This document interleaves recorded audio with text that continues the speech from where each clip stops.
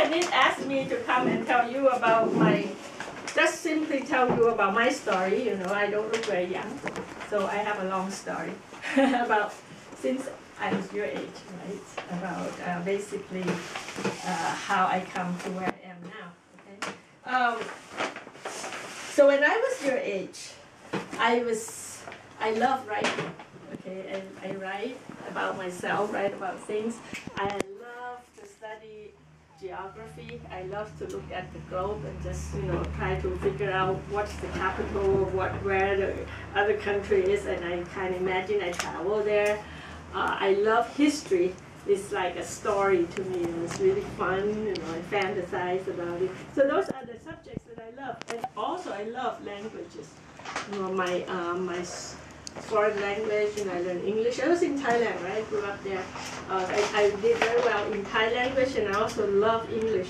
So I just know that those are the subjects that I love, and I did, because I love it, I did very well. I get very good grades in it, right?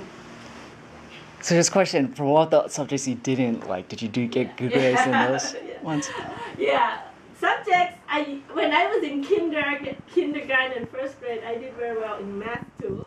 But then it started to slide downhill. I don't really know why. I think what happened is I didn't do my homework, and then the teacher sent me outside to finish the homework. So I didn't get to hear the next part. So when I do the homework for the next part, I couldn't do it. So it gets worse and worse, right? So I come to this. Oh, the other thing is they make you erase. If you were wrong, if there's like 100 items to do addition, subtraction, you make like 10 of them wrong. You have to erase all of them and do them all. And to me, that was like torturous, right? I did 90 of them, right? I have to erase them. So, those processes make me dislike math, and so I didn't pay much attention to it. So anyway, that was all I know. And by the time I was in like 6th, 7th grade, I know what kind of subject, when I studied, I felt really excited. And those are the one I just told you, right? And that's including, by then it was like, you guys don't have civic studies anymore, but study about society, that sort of thing, really excite me. Also literature excite me. So one day when we were still in Thailand, right, in 10th grade, in Thailand by then, in the 11th, 12th grade, you have to sort of decide whether you're going to science track or liberal arts track, right? And some people get to choose. I don't know how. Some kids, they get to choose on their own. But anyway, my cousin came to me and asked me casually, oh, so what are you going to choose? So I said, oh, I'm going to choose liberal arts for sure. And I imagined myself like going to the top of the state, if I do that, because my score is very high and I love it. And my language also is very, very good score, right? So, and she said, so what are you going to do, right, when you grow up? So I said, I don't know, maybe I'll be a writer. I don't know. I just thought I like to write, right? So anyway, the next thing I know, I came home, I opened the door, and there's like my whole family, the adult, were sitting there staring at me, right? What did I do wrong, right? And so my mother and father, my mother primarily told me, are you crazy? Are you going to be a writer? Like, what are you going to eat, right? And, we have to concentrate on math and science, because those are where you're going to become engineers and architects. And that's where those smart people go to. Only dumb people do not do that. Smart people like you should be in math and science, and you're going to become an engineer. And so do you feel like you were pressured, sort of, in going towards science? I was just, in that moment, I felt like my dream is crashing, because I don't have any love for math and science, and my love is all this area that I feel I can do really well on it. And I don't know if I'm going to become a writer or not, because at that time I don't know what else you can do, but actually you can do many things with it. But I just know if I go in that direction, it will help me eventually if I want to do. But my mother said, you're too young to understand the world. you don't know that you have to be in math and science. You really can't do that. And you know, my family were all in math and science. My uncle, my aunts, you know, are doctors and engineers. My mother, my father. So they all feel that that is the way to go. So I felt pressured. I felt actually very upset. But on the other hand, I also felt that I wanted to make my mom happy. You know, I don't want to disappoint her. Neither do I want to disappoint my father. And I felt as if I don't do that, if I don't study what she wants me to study, I fail her. I make her feel very like disappointed in me. So, so I went along with it, and I sort of think to myself, okay, I try my best. So the next 2 years I went to math and science track, which is actually quite hard to get, and I sort of somehow, you have to take exam, and I was like hanging in like the last person, you know, getting in the, so I'm at the bottom, as opposed to if I had gone to liberal arts, I probably were at the top, you know. So anyway, I start to panic that I'm gonna now fail myself by being like F in everything. So I applied myself really, really hard in math, which I never understood. Eventually, amazingly, I improved quite a bit on math, you know. And I sort of, what I learned at that time is you can go beyond your limit. What you think is your limit, you can really go beyond it if you try hard. In any case, I just went on, and my mother really wants me to be an architect, right? So I somehow got in again, sort of hanging in there, got in there. And some people, like some friends or some adult told me, you know, if you just try hard and do it, you will eventually like it, right?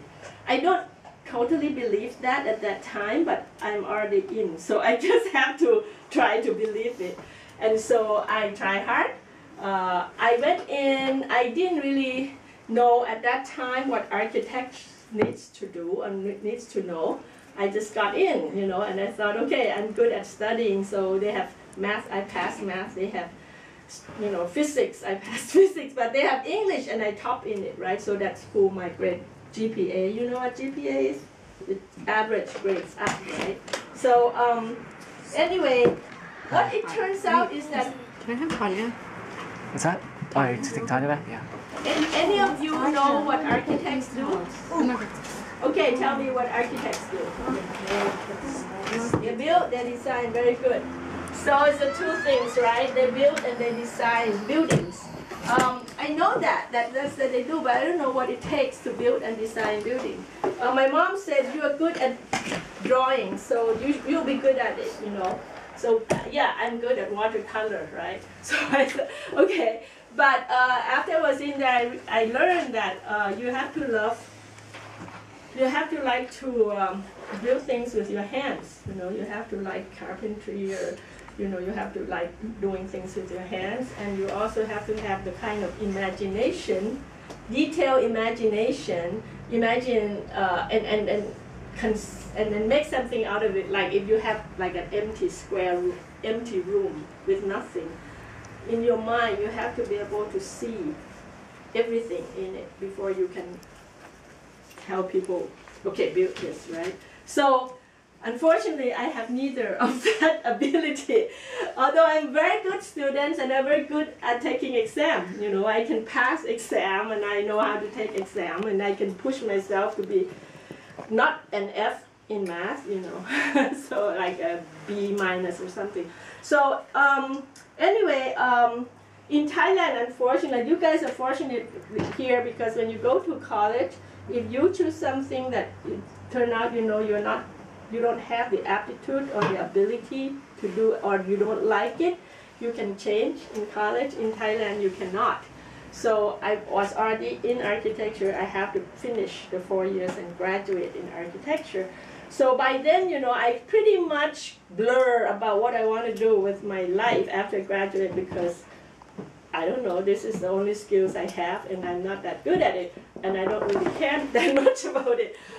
It's very, very hard for me. Did you get the newspaper?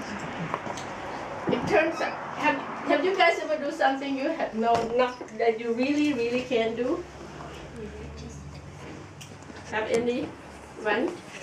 Or has anyone ever told you can't do something even though you really want to do something? Yeah? That's all right. Yeah. Do you want, would you mind sharing that? That's okay. It doesn't matter what it is. Oh, you failed at it? Well, it's so nice to hear.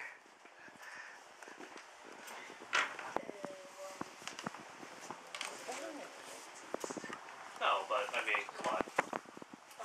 We'd all like to know. Well, try like hopping this fence. Because it was like super tall, and then we just like jumped over it. And then I tripped. Yeah. But I mean, now you know that, I mean, you learn. Do you learn anything from it though? No. You learn. Well, will you do it again? When I'm taller. Okay. And you know, when you're taller, you probably could get over that fence. Right? I mean, but that's sort of like how life is. Like, if you sometimes when you try something, you might fail at it at first, but if you go back maybe a little bit later, like after you know, maybe practice a little bit more or study a little more, then maybe it will come easier and you will be able to do it. Yeah, that's a good point because like after I was I went into the architecture, right? Math and science architecture. Not only that the school doesn't teach any writing, I just stopped writing altogether because it's like I put it away because I wasn't allowed to do it, you know, and to do it, it's almost like it's too much for me, so I stopped. And so what happened is, by the time I graduated from college, I'm very good at doing the architecture as best I can, but my writing skill has gone, you know, When I wrote, during that time, I can't even write.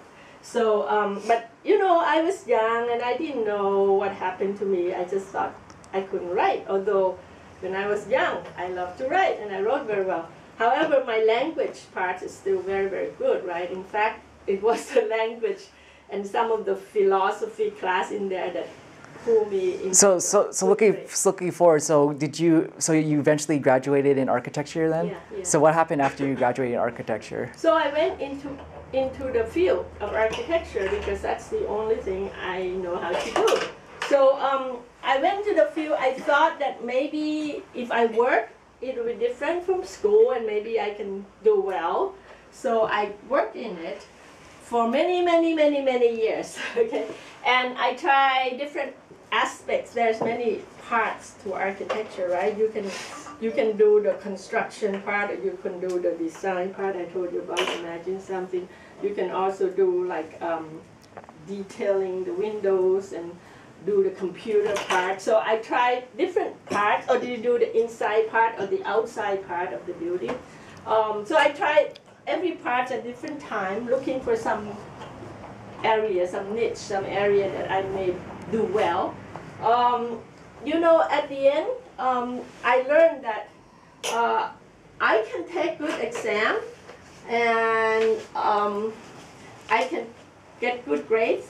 But when it really comes to doing work in the area where your heart is not in it, and you really just don't have that kind of interest, because I'm not interested, I have never been interested in building something with my hands. It is very, very dry and very hard on the inside. You know, when you're working 8 hours a day, doing something that you just it's very hard, and I did it for 15 years. 15 years, okay? So I tried. You know where the dining room is? Do you think 15 years is a long time? Can go in that room? Because we actually have worksheets for you today. Short For time? your math.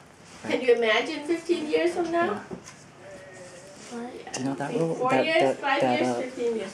So, so one day I come to think about, you know, what should I do?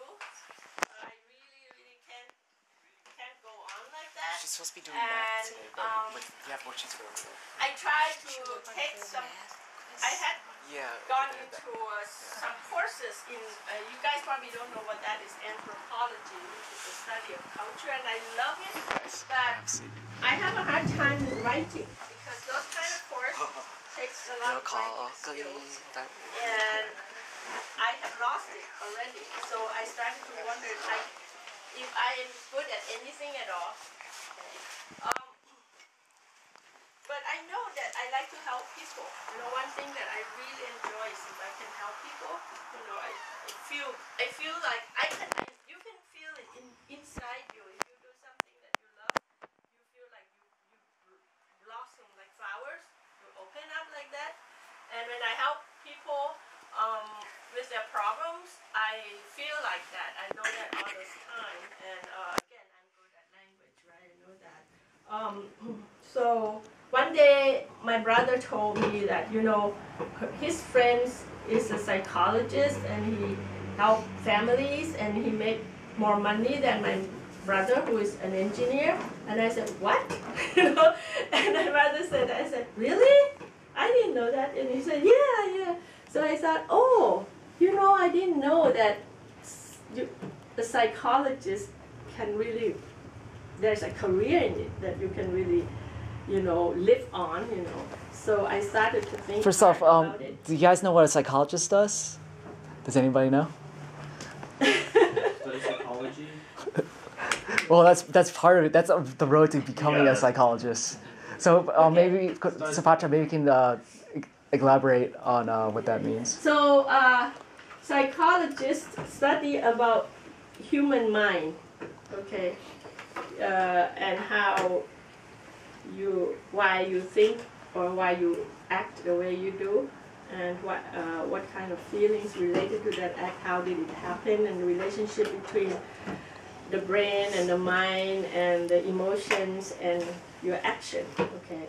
And so if a lot of things you do is motivated by something else that maybe you know, maybe you don't, or something in your environment. And it's very, very interesting. And I have always been interested in that kind of subject. You know, of course, ever since I was young, any kind of subject like that interested me. But while I was already, by then I was not 20-something, I was pretty older already.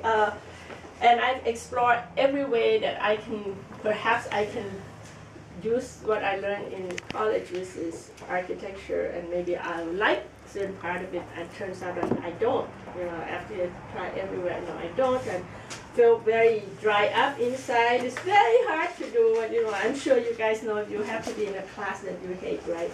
This kind of feel that way when you work. So eventually, my brother said that, and I said, "Bing, really? Oh, maybe I should look into that, you know."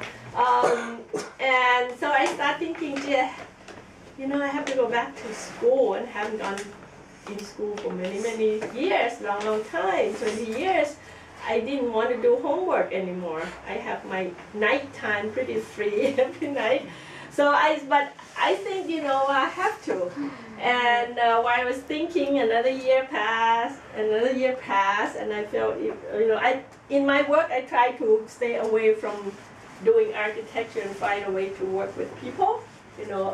So I eventually help people land on jobs in architecture and engineering.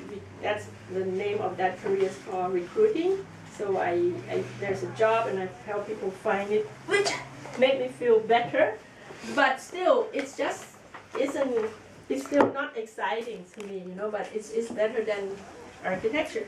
So one day, while the year passed, I remember a cousin of mine in China nearby, and people asked her, "What do you do for a living?" And she said, "I'm a child psychologist." And there again, I remember feeling, "Oh man, I envy her. I envy her." Sorry. So that moment, I realized that if I feel that way, I gotta do it, you know. So I was already older than you can imagine by then. I just came back and back to the United States, and I enrolled in college. It's a 2 years program. I quit my job, which pays okay. And So actually, look at the big picture. Has anybody here ever done something for a really, really long time, only realized that you don't want to do it anymore? they don't live long enough. So maybe it will come, Yeah, maybe. But I mean, well, maybe one day, I think all of us go through this. This is what's happened. Basically, she had this career all her life that her parents told her what to do it, right?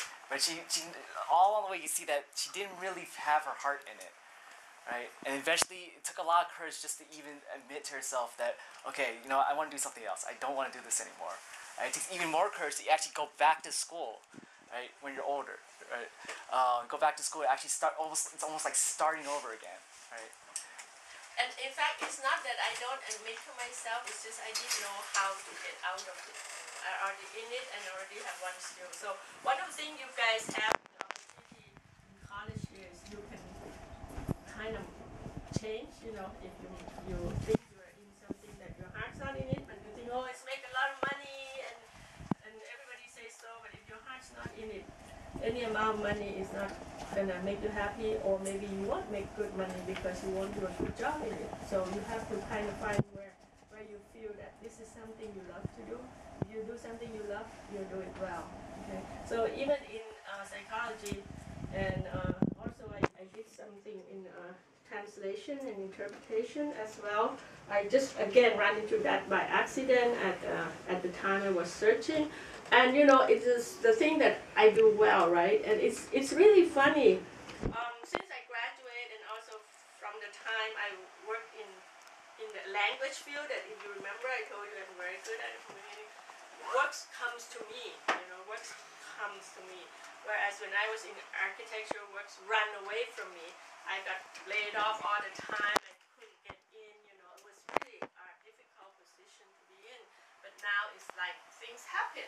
Because you're at the right place where your heart is, and works come to me. So now I am they call it family therapist. That means I help family and children and adults, with that problem. And it's funny. It sounds like a kind of work where there may not be a lot of money and not be a lot of job, but actually, because I do it well, works come to me. So I'm now I'm very happy as well. Alright, so guys, if you could take a lesson from all this, what kind of lessons can we take from this? Besides, if you try to jump a fence that's too tall for you, you're going to hit it and fall down. What?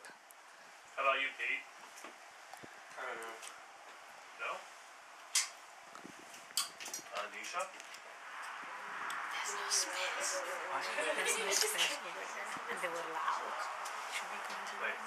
No, just Tell the classroom? I'll go in 5 minutes. Oh, with me? Yeah, go with her in that room. In the building C. What about you, Anya? Okay. And Kalani?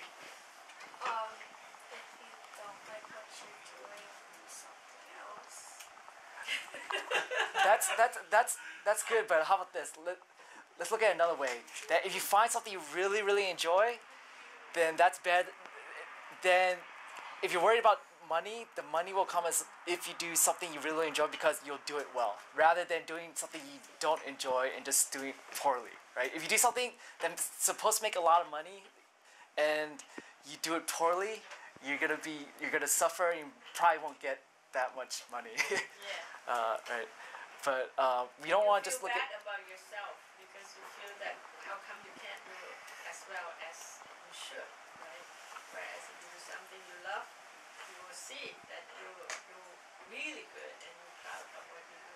Yeah. So actually, even though we help you guys with academics here, we also want to help you guys figure out what do you guys like to do.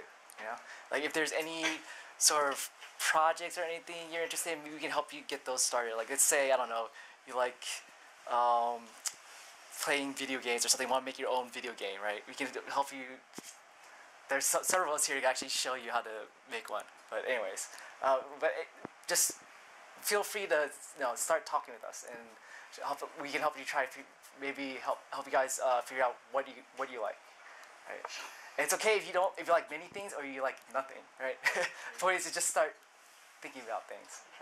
Things that chances are you probably like something, you know. There's something you like. It's almost impossible to like nothing. But look at whatever you do and you feel really that you're doing well, you enjoy doing it. That's what you like, and pursue that. Do that. You know, do better and better at it. Do more of it. See what you can make of it that can become academics on it. You know, what kind of things you can, what other people are doing that make a living from it. Yeah, and you can make a living from, there are many things you make a living out. Like I think a couple weeks ago, what was it, Kalani said that she liked shopping, right? So I mean, there are actually people who do that for a living, right? But in order to do that, you have to have good business skills, right? Believe it or not, that is actually a pretty lucrative career. There's quite a few startups where the whole point is basically shopping.